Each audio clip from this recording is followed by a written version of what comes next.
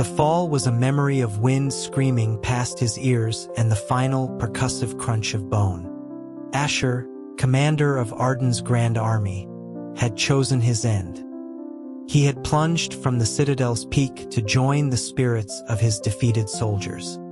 He remembered the blinding pain, a white-hot nova that consumed all thought, then oblivion. And yet he was awake, not in his own body, but one hauntingly similar, a slightly softer, younger echo of himself. The air in the tent was thick with the scent of leather and iron, utterly foreign. This was not an Arden encampment. This was the flag of the wolf, the standard of the Volkov Dominion. He was in the heart of the enemy's war machine. Before his fractured thoughts could cohere, the tent flap was thrown open, flooding the space with harsh sunlight. A figure strode in, silhouetted and imposing. A young general with sharp brows and an even sharper gaze. General Caden. He walked directly to Asher, his hand shooting out to grip his jaw. The pressure was immense, fingers digging into his cheekbones, white at the knuckles from the force. Caden wondered aloud, his voice a low growl, why the boy had suddenly forgotten his manners. Did he no longer know to kneel before his general? The new body was weak, and the sudden grip made Asher's vision swim. Though broken and displaced, he was no man's property. Instinct took over. He lunged forward, sinking his teeth into the wrist that held him captive. It wasn't a strong bite, lacking his old power, but the muscle memory of a lifetime of combat was there. A sharp, focus point of pressure.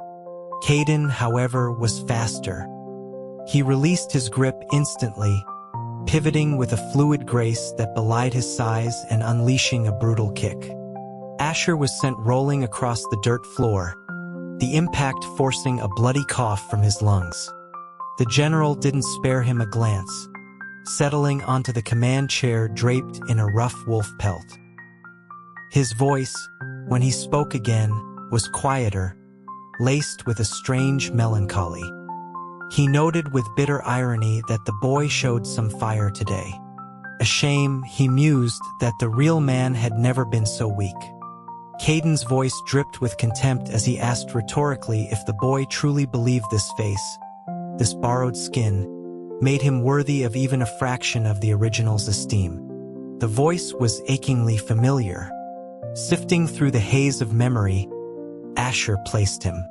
The enemy's youngest prince, the vanguard of the Volkov army, Caden. Asher could only stare, a sense of dislocation washing over him. He had crossed swords with this man many times. Caden was cunning, bold, a formidable opponent who matched him in strategy and ruthlessness. But Asher had never heard whispers of him keeping personal attendance of this nature, let alone one who was a deliberate, uncanny copy of his greatest rival. A soldier hurried into the tent, carefully avoiding looking at the figure on the floor as he knelt before Caden. He pleaded for the general's mercy, explaining that Liam had simply been ignorant and trespassed. The soldier offered to remove him immediately. Caden gave a silent, dismissive wave, granting permission. The soldier scrambled to help Asher up, wiping the blood from the ground before half-dragging him out of the tent. The soldier, a centurion named Leo, explained that he and this body's original owner, Liam, were from the same border town. As he led Asher away into the deepening night, the sounds of victorious celebration echoed through the camp. They settled by a less crowded fire, the flickering light casting long shadows across the tents. Leo told him he had picked a terrible day to provoke the general. The news had just arrived. Commander Asher, the last Lord of Arden, had leaped to his death. Asher remained silent, watching the man's face in the firelight. Leo lowered his voice, his expression a mixture of pity and gossip. He spoke of the general's well-known obsession with the Arden commander. He recounted a time Caden was to meet the king of Arden, spending half the day fussing with his appearance, only for Commander Asher to be away on patrol. He spoke of other instances, small moments of near misses and frustrated admiration. Asher, poking the fire with a stick, interrupted with a carefully neutral tone. He asked if General Caden and Commander Asher had known each other personally. The Centurion paused, thinking hard. He admitted he'd never heard of such a thing, but chalked it up to a case of mutual respect between great warriors. After all, he added, even in the Volkov camp, countless soldiers admired the legendary commander. The general's feelings were so strong that he hadn't even killed Liam for his resemblance. Leo then clapped him on the shoulder, a conspiratorial grin on his face. He told him not to lose hope. Asher's past attempt to climb into the general's bed by pretending to be the commander may have failed, but now the real man was dead. Liam was the only version left. Once the general mourned, it would be the perfect time to make his move. The realization settled in Asher's stomach like a stone. The body's previous owner had been infatuated with Caden. Asher felt a profound, chilling detachment. He had no desire to make his move. Leo leaned in closer, whispering that the general had been searching for Commander Asher's body for a full day. Rumors were flying that Caden was so desperate he didn't even care if it was a corpse. His obsession had reached a fever pitch. With a face like his, Leo concluded the general might just lose control, even if he lay there as still as a dead man. The Volkov were from the rugged northern territories, and Asher had heard tales of their coarse ways, but this was beyond anything he'd imagined. He reached for a cup of water to steady his nerves, taking a large swallow. A sharp, burning sensation hit the back of his throat. He started to cough, a sense of dread creeping over him as he asked what was in the cup. Leo looked at him, bewildered. He asked if he was joking. Nobody drank water in a military camp on a victory night. It was all whiskey. Before the last word had left Leo's mouth, Asher's world went black. He slumped forward, his head hitting the wooden table with a dull thud. Few knew that the great Commander Asher, leader of armies, couldn't hold his liquor. One drink was his absolute limit. His personal guard had always kept it from him. He had survived the fall of his nation only to be taken down by a cup of cheap whiskey in an enemy camp on his first day of this strange new life. He awoke in Caden's bed. The sheets were clean, the furs beneath him soft. His injuries had been expertly bandaged. When he emerged from the tent, no one stopped him. He found Leo, whose face went pale upon seeing him. Leo stammered, asking if he didn't know. Last night, it was the general himself who had carried him back to the main tent. Asher's already grim expression darkened. Leo recounted that after Asher passed out, the general had sent for him. Upon learning it was from a single cup of whiskey, Caden's expression had been unreadable. For the first time, he allowed the boy to sleep inside the main tent instead of guarding the entrance, and even summoned a medic. Asher pressed his fingers to his temples. He asked Leo why he hadn't stopped him. Leo replied that he thought he was helping him achieve his long-held desire to be with the general. He couldn't have known what would happen next. There was a terrible premonition in his words. Leo confessed that Asher's drunken behavior had been appalling. He had kicked the general clean out of his own bed. When Caden had left the tent in the middle of the night, his face had been thunderous. The royal palace of Arden, now occupied, was a scene of ruin. Amidst the rubble, Caden was overseeing the construction of an elaborate shrine to Commander Asher. Leo, seeing Asher watching, tried to offer some comfort, saying that men in the throes of grief often did such things. He added that a man who died so heroically deserved to be remembered.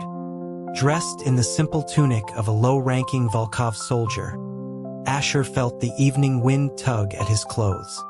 He spoke softly, his eyes fixed on the distant figure of Caden standing atop the city walls. This wasn't about remembrance. He watched as Caden's gaze swept over the ruined city, meeting his for a brief, intense moment. This was about power.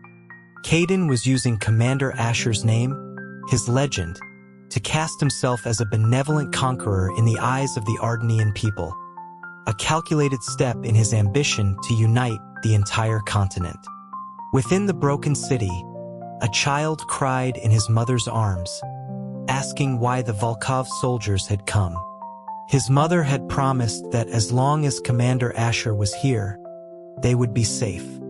The mother, with no answer, could only cover her child's eyes and whisper that the commander was gone. The child, too young to understand death, only knew fear and hunger. Asher's hand went to his pocket, finding only a hunk of dry bread saved from lunch. Before he could move, another figure had already knelt before the woman, offering his own rations. The mother thanked the soldier profusely. It was Caden. Asher turned to leave, but a lazy voice called out. He was ordered to halt. Turning, he saw Caden watching him with an unreadable expression. The general announced that Liam would accompany him for a walk. They walked the battlements in silence. In his current station, Asher had no right to walk beside a general. Caden looked down upon the ravaged city. He asked Liam, his voice devoid of its usual arrogance, if he thought Commander Asher's spirit hated him. Hate was certainly a part of it, but from a purely strategic standpoint, Asher could not fault him. Caden's army had not pillaged, and they did not execute soldiers who surrendered. No invader in living memory had shown such restraint. Thinking what Liam would say, Asher replied that there was no room for hate, only duty. In the chaos of war, there are only winners and losers. He suggested that Commander Asher's spirit could likely rest in peace. Caden said nothing for a long time. When Asher finally took his leave, the general just waved a dismissive hand. Asher had not taken 2 steps when he heard a faint, familiar hum. He froze internally but kept walking. It was the sound of a bowstring being drawn, aimed at his back. The bowstring sang, but no arrow struck him. The tension did not leave his shoulders. Caden was testing him, probing for a warrior's instincts. It meant the general was already suspicious. A man that cunning, once his suspicion was aroused, would not let it go. As twilight settled, Asher slipped into the makeshift prison. It was dark and damp, filled with the captured nobility of Arden. He opened one cell door. A small boy tore himself from a lady-in-waiting's arms and ran to him, crying out his name. Asher caught him, his own hands trembling slightly. Even with this altered face, young Prince Alex recognized him instantly. The boy, Arden's heir, looked up at him with clear, innocent eyes that seemed to see straight through the disguise. Asher looked down, taking the boy's hand. He told the prince to be silent, that he was here to get him out. Alex had always trusted him implicitly and immediately quieted, following him without a sound. As they reached the prison exit, a hoarse whisper came from an adjacent cell. The name was his own. Asher turned, his eyes meeting a familiar, cold gaze. He let out a soft, weary sigh. It was the king. The king of Arden's eyes were wide and unfocused in the dim light, and he didn't seem to notice the change in Asher's appearance. He rasped that Asher wasn't dead, expressing his supposed grief at the news. Asher cut him off coolly. He wondered if the king was not, in fact, hoping for his death. It would explain his conspiracy with Caden to cut off Asher's supply lines, sacrificing 10,000 Ardenian soldiers and the kingdom itself. The king sputtered denials, asking what lies Caden had told him. He claimed he had no reason to betray his own kingdom. Asher calmly supplied the reason. The king wanted to use Caden's army to eliminate him, but never expected Caden to break their agreement and take the entire kingdom. Seeing that his treachery was exposed, the king's eyes hardened with venom. He snarled, asking why Asher would risk his life to save the prince. Did he truly want to preserve the royal bloodline, or did he plan to use the boy as a puppet to seize power for himself? Asher's voice remained flat. He stated that he had never forgotten his duty as a subject of Arden. The king, however, seemed to have forgotten his duty as a sovereign.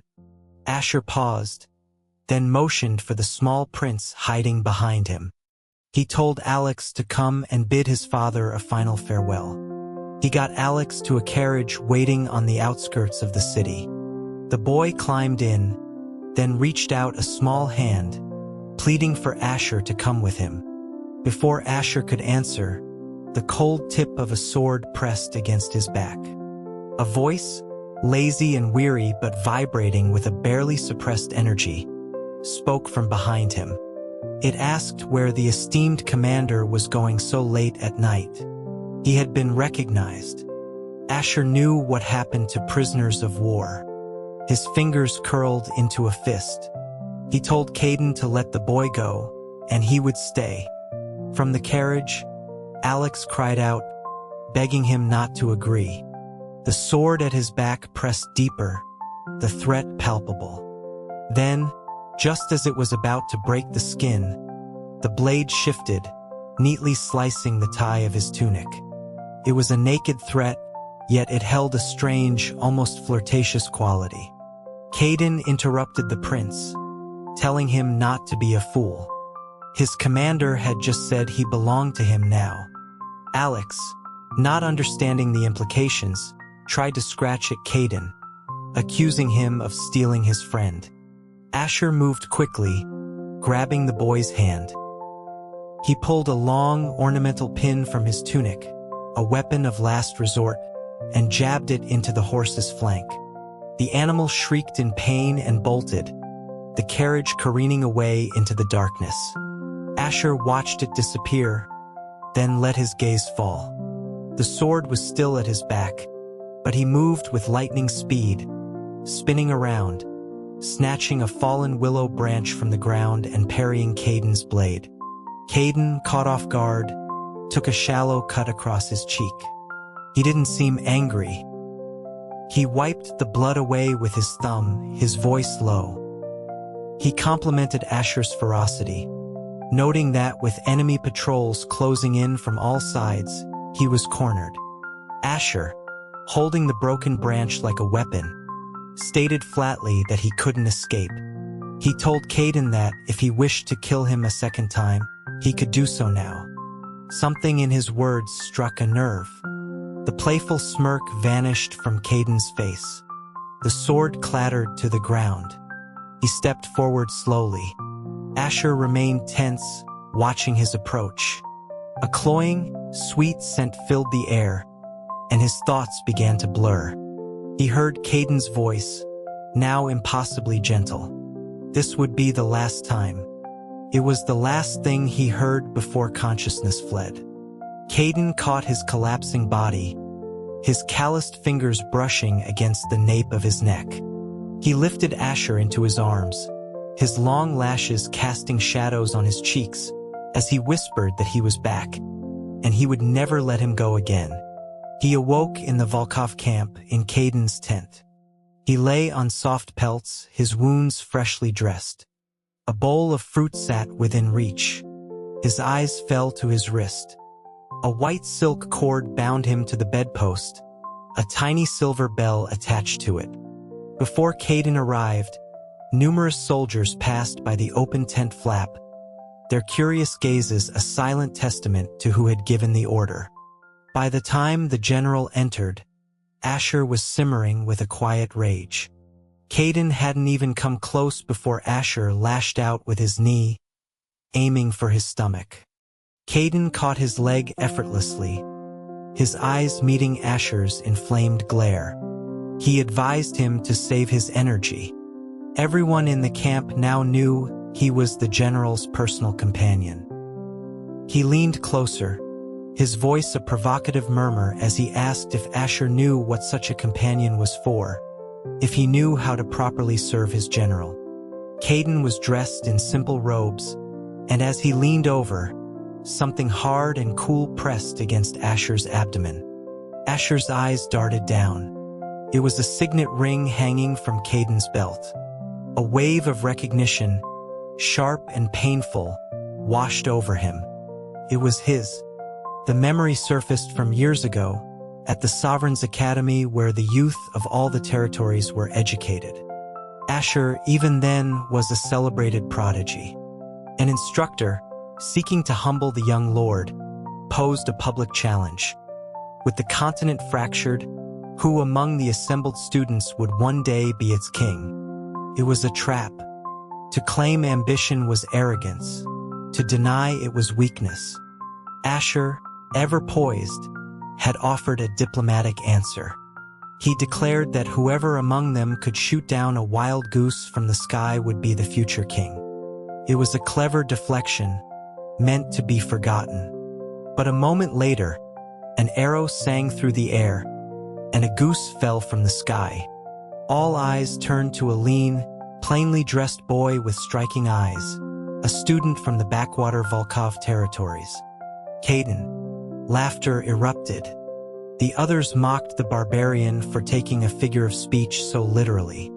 Later, Caden had stopped him. He had looked at Asher with raw admiration, saying he was the only one worth watching at the academy. Asher, used to empty praise, had simply removed his own silver signet ring and pressed it into Caden's hand. He had explained coolly that the goose belonged to one of the masters, and the ring would pay for it and spare Caden a flogging. As Asher walked away, Caden had called out again, his young voice ringing with earnestness, asking if he truly thought he could be king. Asher hadn't turned back. He had simply replied that, in these chaotic times, survival was a victory in itself. If Caden could survive and one day stand before him again, he would have his answer.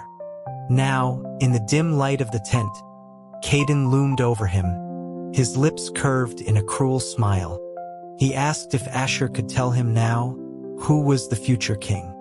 Asher met his gaze, his own eyes like chips of ice. He asked why his answer was so important to Caden. Caden laughed, a sudden, releasing sound, and stood up. It wasn't important, he said. Then he told him to take off his pants. Asher's eyes narrowed in disbelief and disgust. He began to say that for a supposed ruler, shaming a prisoner was a low. But his words died as he watched Caden retrieve a jar of medicinal salve. Seeing his confusion, Caden looked at him quizzically and told him to hurry up. Still wary, Asher pulled at his trousers. Suddenly, a commotion erupted outside the tent, the sound of excited, hushed whispers. Both men, with their trained hearing, caught the words clearly. Speculation about what was happening inside, crude jokes about who was in charge. Caden's expression froze, the hand holding the salve turning white at the knuckles. He announced he had a private matter to attend to. After chasing away the eavesdroppers, Caden returned. He found Asher had only rolled up his trousers to his knees. Caden raised an eyebrow, a flicker of amusement in his eyes. He asked what Asher thought he was going to do. Despite his suspicions, did he really think Caden would force himself on him in this state? He wasn't a complete beast. Asher's skeptical expression said otherwise. Caden offered no defense, simply applying the salve to a dark bruise on his leg. The rough texture of his fingers on the tender skin made Asher hiss in a sharp intake of breath. Caden chuckled softly, teasing him for being so delicate. He listed Asher's particularities: no tolerance for whiskey, a hatred for cilantro, always surrounded by attendants. Asher snapped at him, asking what business it was of his. The pain from the rubbing and the humiliation of the situation brought a faint flush to his face and moisture to his eyes. Through clenched teeth, he retorted that he had been wealthy enough to afford his habits.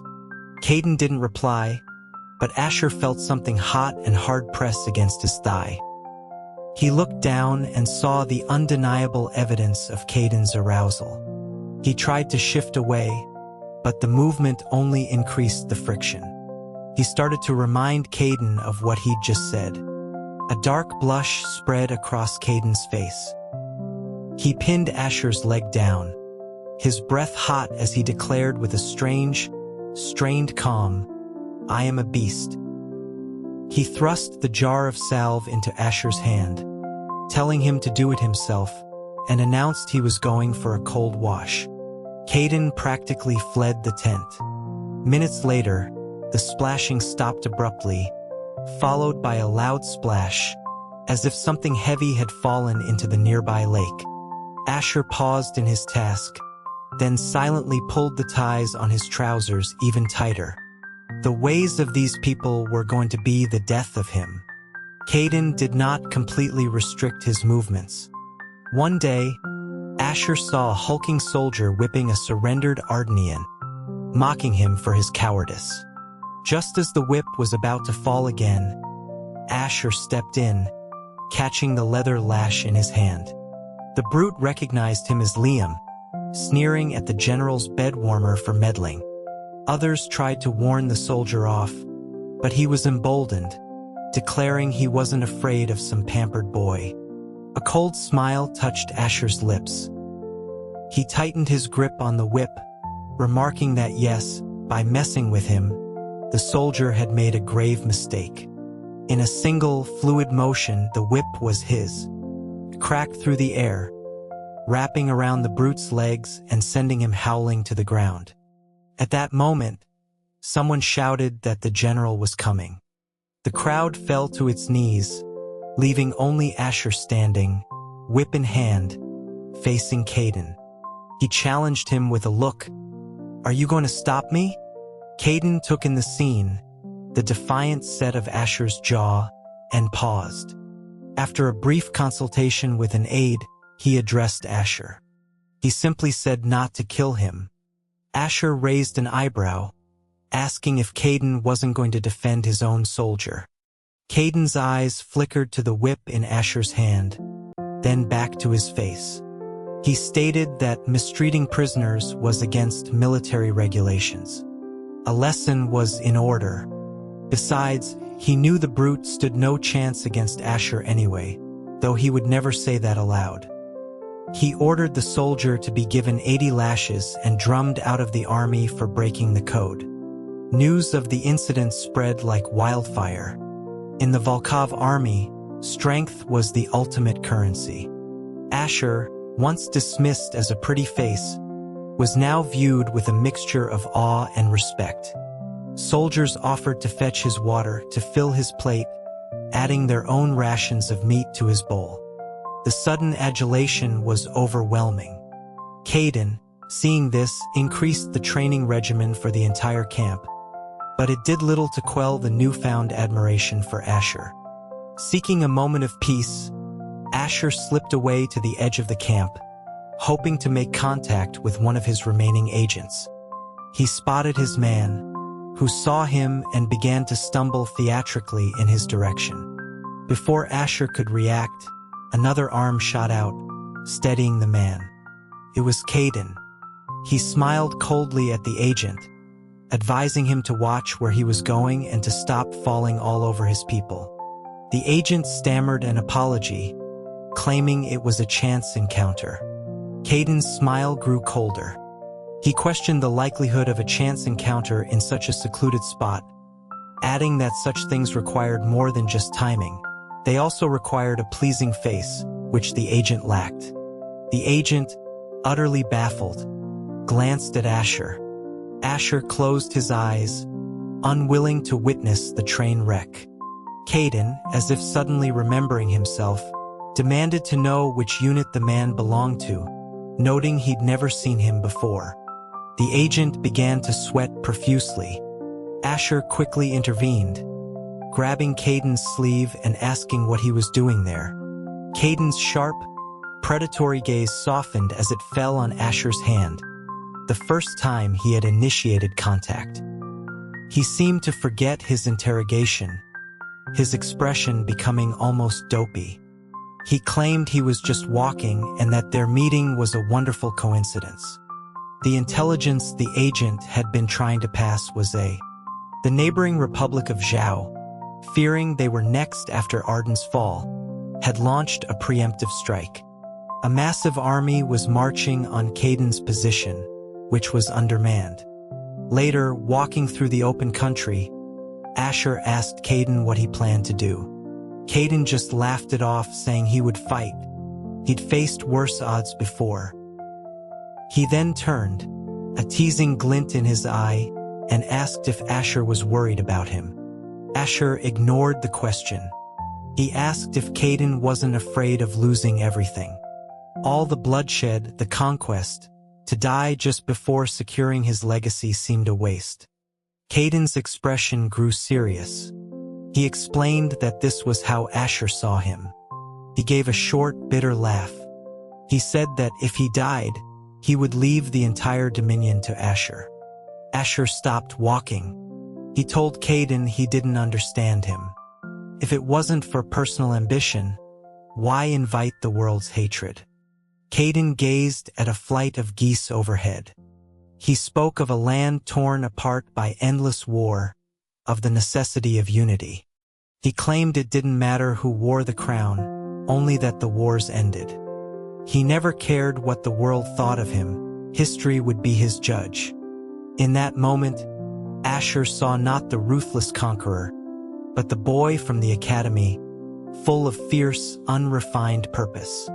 He saw that beneath the ambition was a genuine, desperate hope for a better world. Caden knelt, taking the signet ring from his own belt and fastening it back onto Asher's. He told him he was serious. He would have his personal guard escort Asher back to the Volkov heartland. He said that if he fell here, the Dominion and the continent were his gift. On the road, under guard, Asher asked the captain for a map of the battlefield. They produced a crumpled chart. His eyes traced the lines of the terrain, then narrowed on a deep ravine. He asked what it was. Before they could answer, he had spurred his horse, galloping back the way they came. From a distance, he saw it. Caden, his silver armor pierced by several arrows, fighting alone in the canyon, covering his army's retreat. It was magnificent, and it was suicide. Just as an archer loosed an arrow aimed for Caden's throat, Asher's own spear flew through the air, deflecting it. Caden looked up, his weary eyes widening as he saw Asher riding toward him through the dawn light, his hand outstretched. He took it, collapsing onto the horse behind him, spent and bleeding. Arrows rained down around them. Caden coughed up blood, a faint smile on his lips as he murmured that dying together like this wouldn't be so bad. Asher told him he would live. He urged the horse on, his spear a spinning blur, deflecting dozens of arrows as they leaped across a chasm and into the relative safety of the river below. The remaining Volkov soldiers watched in stunned silence. They recognized the impossible feat of arms, the signature style of the legendary commander. The whispers started.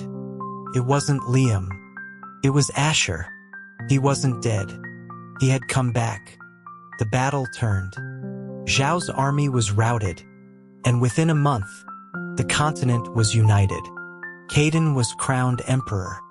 On the day of Caden's coronation, Asher was leaving the capital. His carriage was intercepted by a frantic Caden, still in his imperial robes. He jumped into the carriage, panting slightly, and accused Asher of trying to sneak away. Asher told him it was time for them to part ways. The world knew who he was now. The new emperor consorting with the ghost of a defeated enemy would undermine his authority. Caden asked if he thought he couldn't protect him. Asher explained that he could not live as a caged bird. A hawk with clipped wings would not survive for long. Caden's face fell. He asked if Asher was determined to go. He let go of his hand. "Fine," he said. "Go." On impulse, Asher leaned in and gave him a soft, fleeting kiss. It was meant as a final goodbye. But Caden's control snapped. He pushed Asher back against the carriage cushions, his hands everywhere, his mouth devouring his. Asher's mind went blank. For a critical moment he hesitated, and in that moment the battle was lost. The carriage rocked gently as it remained parked just outside the city gates, long after they had closed for the night. The court ached for the head of Commander Asher, calling his survival dark magic. Caden, playing with a ring on the throne, listened to their demands. Then he announced that as Asher had saved his life, he would not be executed, but exiled for life. In a quiet courtyard, Asher played a board game with an old friend, Reese. Reese, once a strategist in his service, teased him about his exile. Asher calmly placed a stone, remarking that he found the northern borders too cold and the southern lands too humid. Reese despaired at his aristocratic habits, noting that if he truly were exiled, Caden would probably move the capital to be near him. Asher captured his final piece. "You lose." Reese, a master of rhetoric, enacted their plan. He appeared before the court, announcing a gift for the emperor. He presented Asher, claiming him to be a long-lost cousin of the late commander, brought to the capital to ease the emperor's grief. The old ministers were outraged, insisting it was Asher himself. Reese coolly pointed out discrepancies. The real commander was said to be a giant of a man with a square jaw, not this slender, handsome youth. How could it be him? The old guard appealed to Caden, who looked Asher up and down with a theatrical gleam in his eye.